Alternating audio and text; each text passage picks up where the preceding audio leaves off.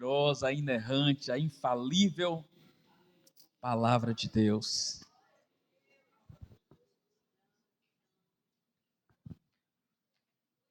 Obrigado, meu pastor. Meus amados irmãos, a paz do Senhor Jesus. Vamos meditar na palavra do Senhor. Quero justificar minha esposa. Os colegas dela, os irmãos sabem que minha esposa agora está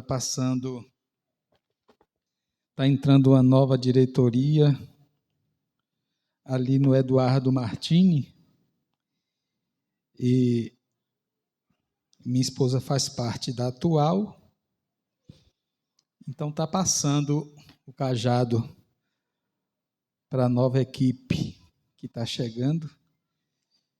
E aí fizeram uma festinha lá de surpresa para ela, e nós estávamos lá, e eu disse para ela: minha filha, não posso continuar, porque tem culto hoje, eu vou pregar a palavra. E ela pediu para justificar. Eu estou justificando minha esposa. João capítulo 19, versículo 17 e 18. Ajuda nós aí, irmã Camila.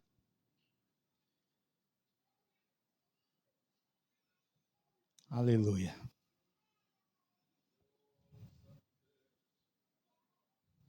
Glória a Deus. Eu saudei os irmãos com a paz do Senhor, irmão. Saudei. Eu tenho tanta vontade de saudar os irmãos que me deu vontade de saudar de novo. Glória a Deus. É porque tem uns irmãos que parece que eles não têm prazer quando encontram a gente na rua de cumprimentar, dar um abraço, né? Parece que corre de nós. Outros dá a mão, aquela mão que parece estar com nojo da gente. A Elane fala: meu filho, tu é nojento. Eu disse: sou mesmo, minha filha. Para mim, crente tem que ser da canela roxa, irmão, do joelho inchado. Não é de crente meia boca, irmão. Eu vejo os irmãos na rua, faça me alegrar. Paz do Senhor, meu irmão.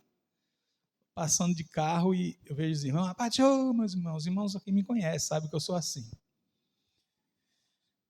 Aleluia. É assim mesmo, irmão. Parece que eu não envelheci no tempo, não. Só a cara de velho, mas a mente ainda é de menino ainda. Glória a Deus. Vamos ler a palavra do Senhor? João 19, vamos ver o 17 e o 18, irmã Camila, por gentileza. E levando ele às costas a sua cruz, saiu para o lugar chamado Caveira, que em hebraico se chama Gólgota, onde o crucificaram, e com ele outros dois, um de cada lado, e Jesus no meio. Só até aí, minha irmã. Deus abençoe. Irmãos, eu quero falar nesta noite sobre a mensagem da cruz. Os irmãos sabem que é notório que nos últimos dias nós diminuímos e muito a frequência com que pregamos a mensagem da cruz. Existem alguns temas que está ficando como se fosse esquecidos,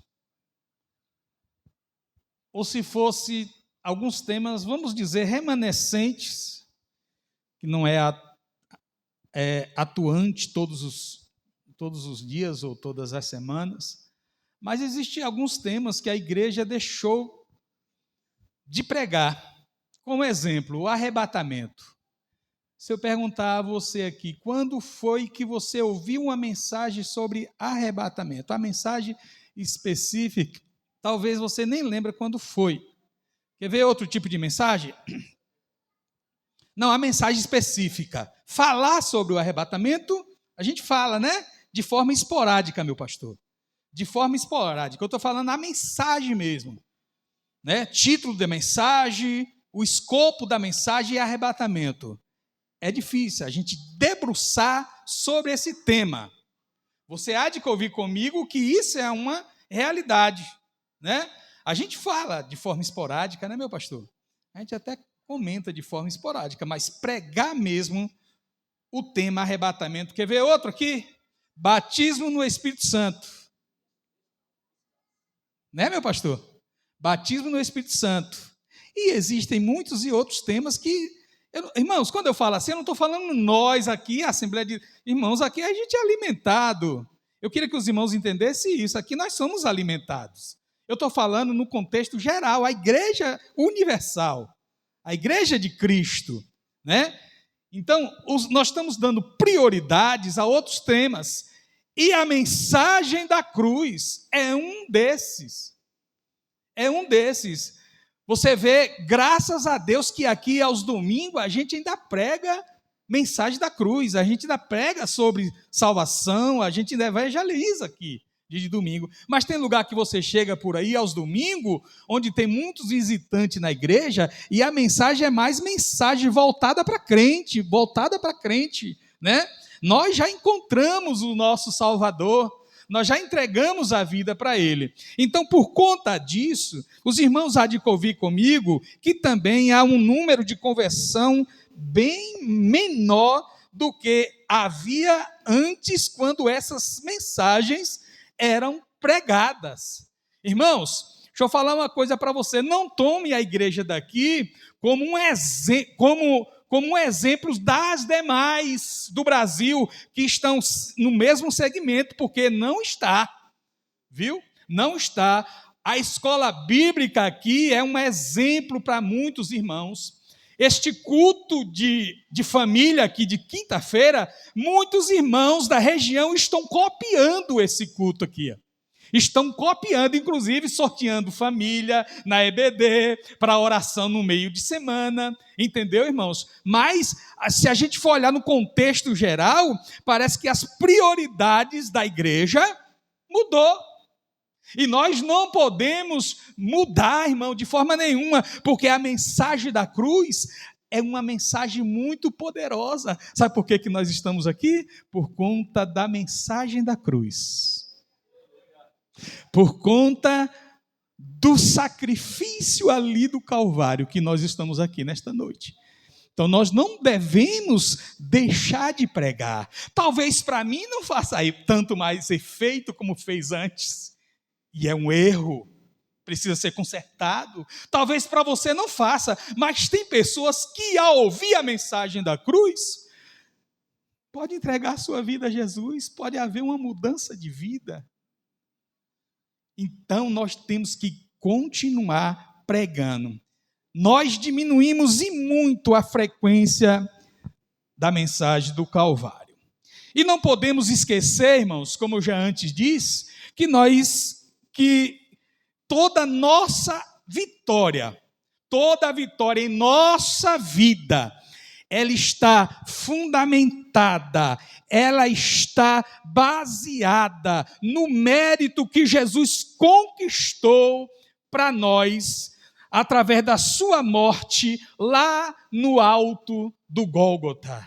E nós precisamos difundir isso para os outros. Nós precisamos anunciar isso para as demais pessoas, que Jesus é a base para a nossa vitória. A cruz que Cristo carregou, o sofrimento dele, o sacrifício de Jesus lá no Calvário, é a base da vitória na vida de qualquer família, de qualquer pessoa. Por isso que Paulo disse ao carcereiro: crê naquele que deu a sua vida no Calvário, crê naquele que foi morto no Calvário, que será salvo tu e tua casa. Então a vitória nossa depende muito do sacrifício de Jesus no Calvário. Esse relato aqui de João, capítulo 19, versículo 17 e o 18, Esse relato de João, ele menciona o momento em que Jesus ele foi cravado ali naquele madeiro, no monte chamado Gólgota, e em outras traduções, né, chamado Caveira, e ele foi crucificado ao lado de dois malfeitores, de dois bandidos, de dois ladrões, que a tradição diz, a Bíblia não relata isso, irmão, apenas a tradição, principalmente a tradição da Igreja Católica, diz que o nome desses homens chamava-se Gestas e Dimas. Mas a Bíblia não afirma isso, e não podemos falar aquilo que está fora da Bíblia, né? Ainda que seja, eu não posso confirmar para os irmãos. E quem eram esses homens?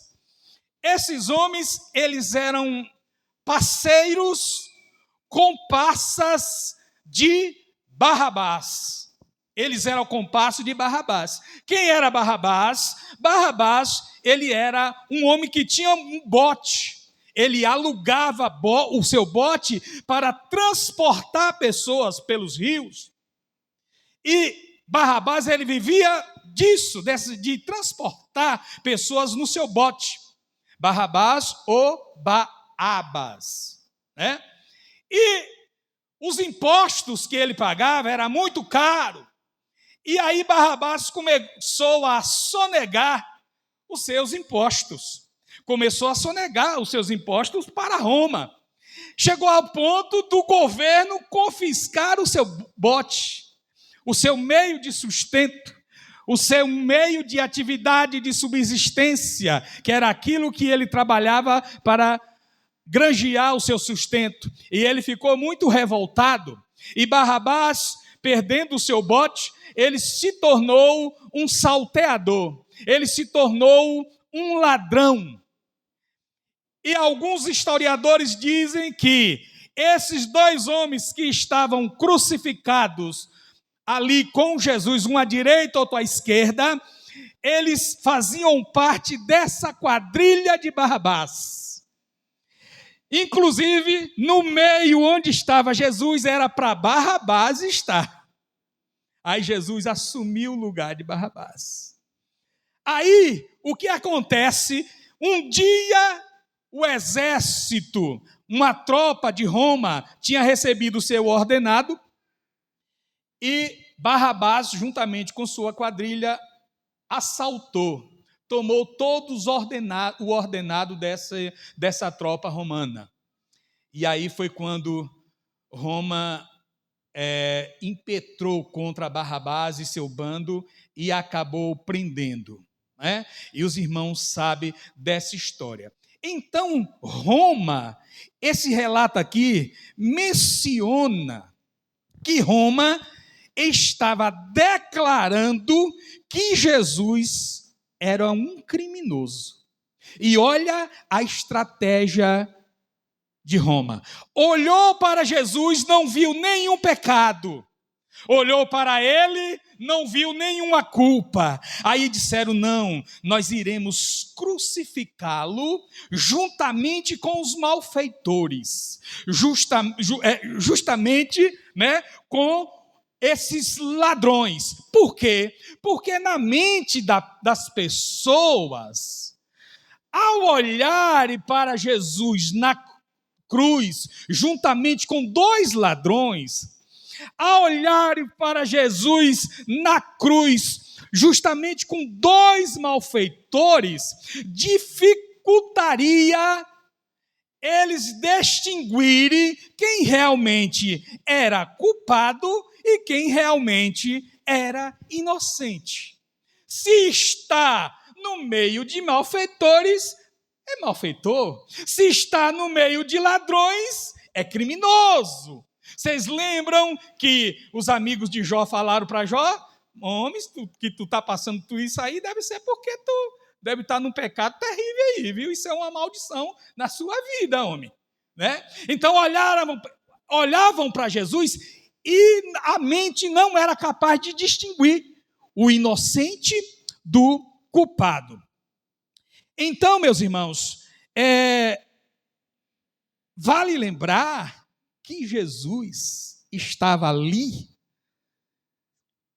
naquela cruz, era por conta dos meus pecados e dos teus pecados. Ele estava ali no meu lugar e no seu lugar. Ele foi crucificado pelos nossos pecados. Ele foi crucificado por nós. Ele foi executado por causa das nossas transgressões. Ele foi executado por causa da minha e da tua iniquidade.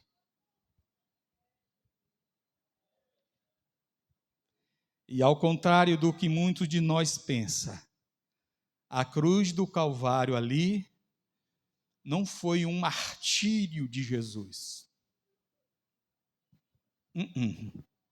A cruz do Calvário ali foi a glorificação de Jesus. O ministério de Jesus. O ministério de Jesus.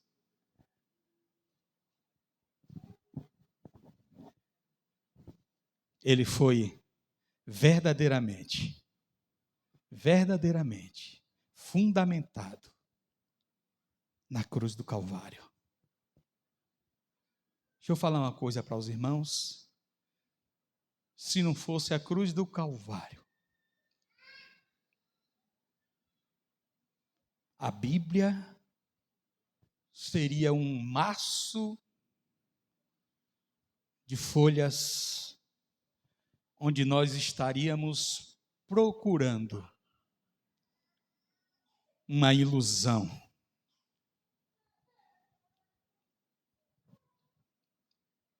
A cruz do Calvário é que deu sentido à igreja. A cruz do Calvário trouxe para nós o direito de salvação, o direito de libertação, o direito de sermos crentes, representantes do céu. Olha quem era você. Tu lembra do teu passado, como tu vivia, o que tu fazia? Eu pergunto para você, doutor fulano de tal, lá dos Estados Unidos, era capaz de fazer essa mudança na sua vida? O presidente fulano era capaz de fazer essa mudança na sua vida? O dinheiro todo do mundo era capaz de... Olha você, um príncipe, uma princesa de Jesus, sentadinho aqui ouvindo a palavra de Deus. Sabe por que você está aqui? Por causa do sacrifício de Jesus na cruz do Calvário. E o sacrifício de Jesus não diz respeito só a você, não, irmão. A tua casa está nos planos de Deus também. A tua família está no projeto de salvação do Senhor também. Deus não está feliz em salvar apenas você. A felicidade do coração de Deus é que você e toda a sua casa sirva ao Senhor. Adore ao Senhor. E falando em adoração, irmão, eu estava pensando, por que Deus quer tanto que a gente o adore? Por que de Gênesis a Apocalipse, Deus quer tanto que a gente o adore? Como é que um Deus tão poderoso, um Deus que diz assim para Jó, Jó, eu chamo os raios pelo nome e eles se apresentam a mim e dizem, eis-nos aqui, os raios. Um Deus poderoso, um Deus forte, que está em todo lugar, que sabe de tudo, que vê tudo. Por que que Ele quer tanta nossa adoração? Por quê? Aí eu fui meditar. Irmãos, o ser humano, ele se assemelha, ele é parecido com aquilo que ele adora. Aquilo que você adora, irmã Ruth, você fica parecido com aquilo que você adora. Então, adorar a Deus não é, irmão, ele não está pensando nele. Adorar a Deus, primeiro, vai mudar a minha vida. Você sabe qual é a natureza de Deus? Santo, santo, santo. Se eu o adoro, eu vou cumprir lá em Pedro. Eu também terei uma vida de santidade, porque eu vou ficar parecido com aquele que eu adoro. Eu vou ficar parecido com o meu mestre. Aleluia. Jesus falou essas coisas quando eu disse assim que a cruz do Calvário era a glorificação de Jesus. Talvez você diga assim, oxe, irmão Maurício. Vamos lá, coloca aí para mim, irmã Camila, João 17, versículo 1. João 17, 1. Meu Deus, o relógio está certo ali? Está certo, pastor? Está atrasado, né? Hoje eu estou a fim de pregar, irmão, e a hora já passou, irmã Lute. Tem dia que a gente não está tão assim, né? A hora demora, mas hoje eu estou a fim de pregar. Jesus, tem tanta coisa boa para falar aqui. Olha o que é que diz assim, Jesus falou assim, e levantou seus olhos ao céu, e disse, Pai, é chegada a hora. Ele estava falando aqui, da sua morte. É chegada a hora. Glorifica teu filho, para que também o teu filho te glorifique a ti. Aleluia. Aqui ele estava se referindo à sua morte iminente. Jesus sabia que ele ia morrer por causa de Patrícia, por causa de Júlia. Jesus sabia que ele ia morrer por causa de Silas, do pastor Wagner. Ele sabia disso. A cruz do Calvário é o ponto central do ministério de Jesus. Se Jesus viesse, nascesse de uma virgem, nascesse de uma virgem, de forma miraculosa, operasse sinais e maravilhas e não morresse na cruz do Calvário, você seria aquele velho homem lá do meio da bagaceira. Você seria a velha irmã, sabe, que vivia aquela vida. Eu seria aquele velho homem lá dos palcos da vida.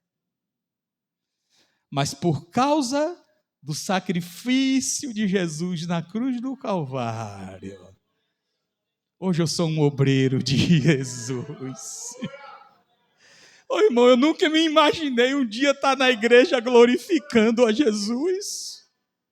Eu me lembro muito, pastor Wagner, eu nos forró, cantando as músicas de Luiz Gonzaga, e gritando as músicas de Chiclete com Banana, e pulando, e bebendo, e farreando, mas nunca passou na minha cabeça um dia estar numa igreja dessa, dando glórias ao meu rei, falando do nome dele. Não tem como, irmão. É milagre de Deus em nossa vida. Isso foi a cruz do Calvário. Minha mulher, quando casou comigo, eu digo, mulher não tem juízo não, irmão. Mulher não pensa direito não. E arruma cada homem para casar, que eu fico assim, Jesus. Irmã Lourdes não escolheu a pessoa certa. um pastor bonito, elegante. Mas irmã Elane, ela casou com brucutu, irmão. Irmã Cleide ainda pegou um pouquinho, né? Quando eu era jovem, né, irmã Cleide? Um brucutu, só que era assim, um brucutu que estava firme na igreja. Eu nunca fui aqueles crentes meia boca, não. Desde jovem. Sempre foi crente mesmo, canela assada. Irmã Elane casou com esse brucutu, a bichinha teve um trabalho, irmão. Ela não desistiu. E aí, à medida que eu fui descobrindo sobre o sacrifício de Jesus no Calvário, o que ele passou, o que ele sofreu por mim, eu fui dizendo, Maurício, velho, tu tem que mudar, caba macho. Tu é crente, Maurício, tu não pode agir dessa forma, não. Se alguém falasse mal de mim, irmão, misericórdia, uma vez um irmão aqui do outro lado, eu vi falando da minha mulher, fui bater na casa do homem, fui pronto para brigar.